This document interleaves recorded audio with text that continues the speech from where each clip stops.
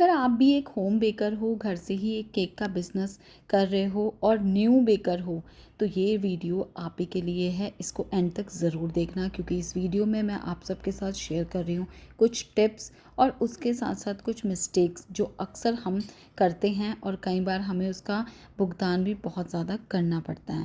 तो hello friends and welcome back to my channel.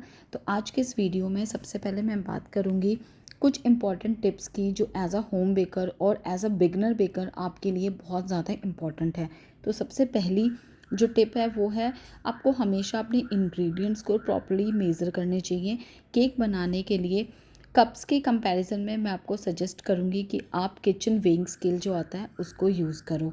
उसके ऊपर जब भी आप कोई भी इंग्रेडिएंट मेज़र करते हो तो वो रेसिपी हमेशा परफेक्ट ही बनती है।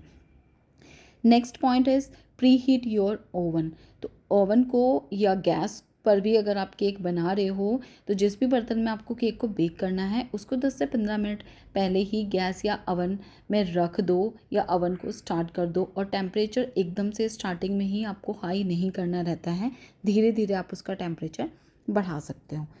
Next, use room temperature ingredients. जो भी इंग्रेडिएंट आप यूज़ कर रहे हो, वेदर दे आर ड्राई और वेट इंग्रेडिएंट्स, वो सब रूम टेम्परेचर पर होने चाहिए। रूम टेम्परेचर पे अगर वो नहीं होंगे तो जो आपका बैटर है वो स्मूथ नहीं बनेगा और वो प्रॉपर्ली बेक भी नहीं होगा। बेकिंग के बाद जो उसका टेक्सचर आएगा ना, वो भी अच्छा नहीं होता है। Next, don't over mix the batter. जब भी बैटर को बना रहे हो तो उसको कभी भी ओवर मिक्स मत करो, क्योंकि ओवर मिक्स करने से आपका जो केक है वो डेंस बनेगा और साथ के साथ हार्ड भी होगा। Now next point is, let the cake cool completely before frosting.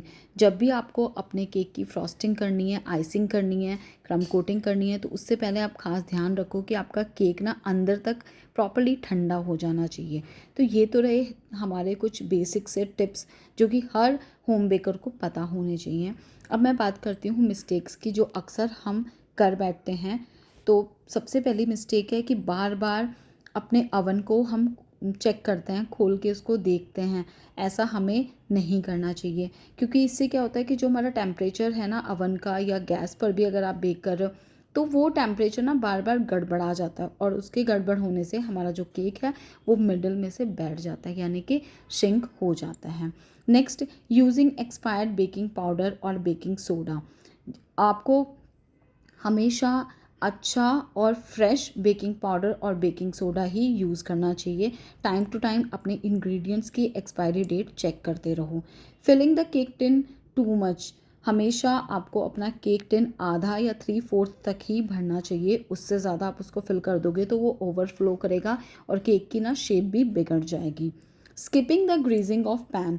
जब आप केक बेक करने जा रहे हो तो कभी भी आपको ये चीज़ स्किप नहीं करना चाहिए। हमेशा प्रॉपर्ली उसको ग्रीस करो या फिर बटर पेपर उसमें ज़रूरी ऐड करो। विदाउट बटर पेपर अगर आप केक बनाओगे तो कई बार होता है कि वो केक के ना टिन पर ही चिपक जाता है और केक निकालते टाइम वो टूट भी जाता है।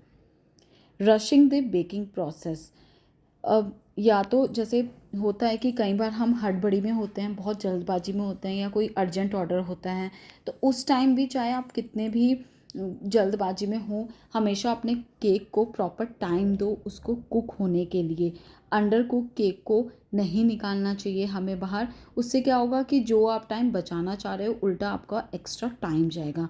तो ये थे आज के मेरे कुछ baking tips as well as कुछ मिस्टेक्स जो कि हमें अवॉइड करनी चाहिए, नहीं करनी चाहिए। और न्यू बेकर्स के साथ ये वाली प्रॉब्लम्स बहुत आती हैं। जब मैंने भी अपना बिज़नेस स्टार्ट किया था तो मुझे तो ये सब चीज़ें बताने वाला कोई नहीं था, बट मैं आपके साथ यहाँ पर हूँ। मैं एक छोटी सी सीरीज़ स्टार्ट कर रही हूँ जिसमें मैं आपको सारे बेकिंग के टिप्स एंड ट्रिक्स बताऊँगी। तो फॉलो फॉर मोर।